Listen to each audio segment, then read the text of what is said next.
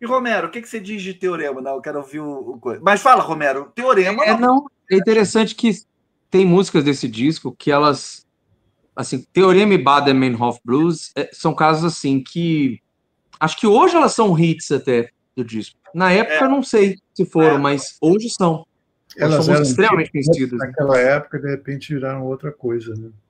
É. E Teorema ela tem uma coisa muito interessante, que o Dado, ele diz isso no livro, ele identifica na cabeça dele como sendo uma espécie do Sgt. Peppers quando aparece pela segunda vez no disco, uma despedida. Estamos acabando aqui. pode crer.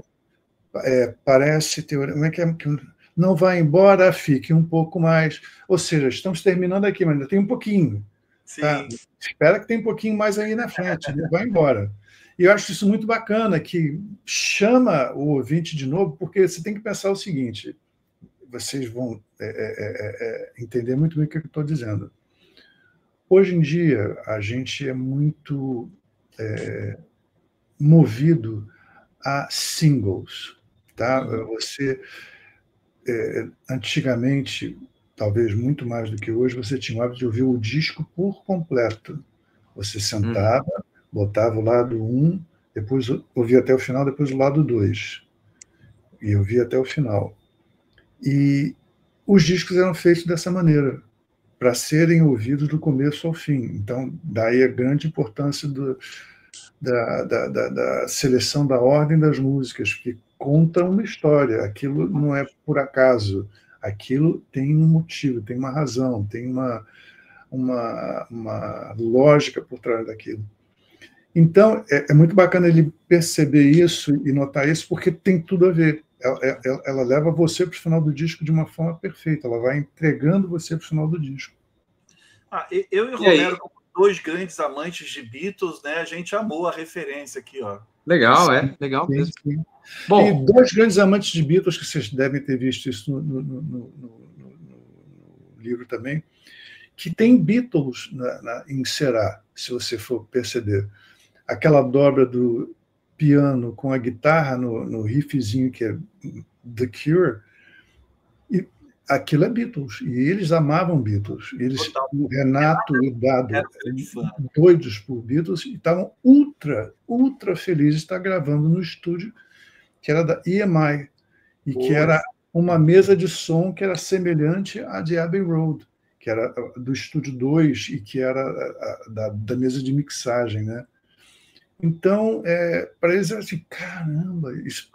Você não imagina isso, dois punks pensando dessa maneira, mas aquilo para eles era super importante. Sim, sim. É que até os punks amam Beatles, né? Não tem jeito. João Gordo adora Beatles, né? Sempre fala isso. Né? Pois é. Não tem como. E a gente fecha o disco, né, Romero? Com uma música que a gente pega assim, ela não tem nada a ver com o 2, mas para mim ela aponta uma direção do que o 2 viria a seguir. A gente está falando, obviamente, de Por Enquanto, que é um dos maiores encerramentos de álbuns que eu já ouvi na minha vida. Sim, sim. E é aquilo que eu te falei, né? É uma música que o Renato tocou, executou toda sozinho. O Bonfá explica que ele teria contribuído com alguns pedaços para o Renato incorporar. Eu não me lembro assim, ele se lembra assim. Pode ter acontecido fora da minha visão. Mas aquilo é Renato em seu estado mais puro e completo, que é uma coisa super romântica e lírica, né? Ele sussurra a música, né? Sussurra a música toda 2 vezes, a voz dele é dobrada. E é muito bonito. São só teclados fazendo coisas super leves, esvoaçantes, etéreas. E pensa que estava lá no começo, Será, Petróleo do Futuro, e agora aqui essa outra coisa. E é como você falou, isso abre de novo o leque. A Legião daqui para frente é outra coisa. A Legião é muito mais do que você conhecia até agora e vai embocando já para o segundo disco. E é muito curioso, Romero, não sei se concorda comigo assim, nesse sentido. Embora eles sejam muito jovens e crus, ao mesmo tempo eles já mostram nas entrelinhas uma maturidade musical. Claro, claro. Eles tinham muita sofisticação ali debaixo daquela imagem inicial, né? daquela, digamos, persona inicial deles. Eles eram muito mais complexos, muito mais ricos, muito mais sofisticados, e foi tudo aquilo vindo à tona aos poucos. Perfeito, perfeito. Romerito, antes de eu ir para a pergunta do pessoal aqui, você tem mais alguma consideração, alguma pergunta para o nosso querido amigo?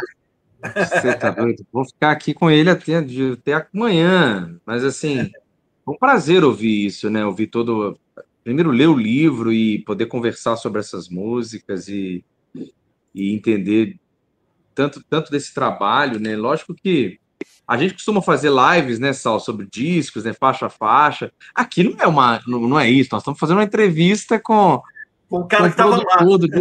Com um personagem que estava ali. Vocês deviam fazer isso com os artistas também, pode render bem, cara. Pegar selecionar. Fizemos algumas, né? Fizemos com o Gerson Conrad, né, Sal? Com a Joyce. Olha aí. É uma delícia.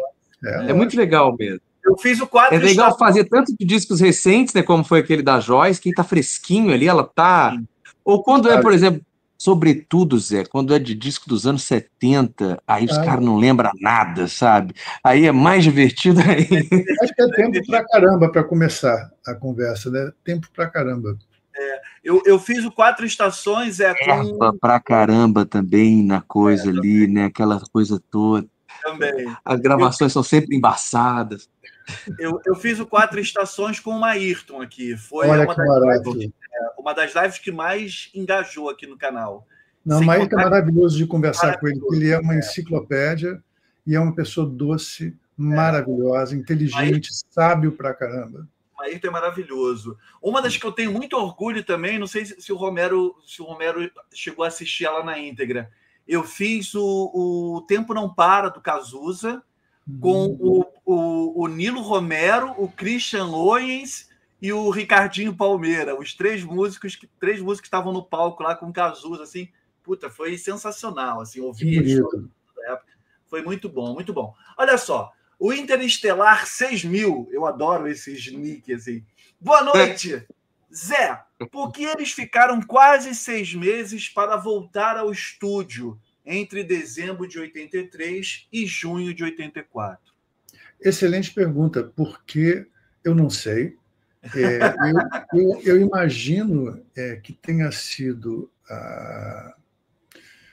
a vontade do estúdio de se reestruturar. O que a gente vai fazer agora? Né? Não deu certo essas 2 primeiras tentativas. O que nós vamos fazer? Vamos deixar baixar a poeira e vamos buscar outros caminhos. Que caminhos serão esses? Ou eles estavam ocupados com outras coisas. Não era prioridade para eles naquele momento. Não sei. Então, essas são as minhas suposições. O que aconteceu realmente, por que demorou, eu não sei. Não saberemos. O Solbrosa pergunta aqui, ó. Houve sugestão para eles regravarem Química para esse disco? Química tinha sido gravado pelo Paralamas. E não, porque, na verdade, eles queriam mostrar esse repertório que era inédito, né? E tinha muitas coisas que eles estavam mostrando para mim, como Conexão Amazônica, que era sensacional, Eduardo e Mônica, que era sensacional. Tudo isso veio para a mesa, né? Mas na peneira final acabaram ficando de fora para um outro momento que eles mesmos consideravam que necessitava desenvolver aquilo mais, né? Precisava melhorar a música. Então, não, Química não veio, em nenhum momento chegou a ser cogitada. Eu entendo essa questão de só querer mostrar um trabalho inédito, mas eu acho isso justamente. Química se encaixaria ali, mas eu acho o álbum bastante coeso, com uma proposta bem interessante. Não tem música errada ali, sabe, naquele set. Engraçado, eu já acho que Química... Eu não consigo ver Química nesse disco. Não faz assim. Eu acho ela adolescente demais. Exatamente. Você está falando sobre vestibular, os caras aqui já estão falando de outra coisa. Eu acho ela adolescente demais. um dos motivos da briga do Renato com o Fê, né? Lá no aborto elétrico ainda, né?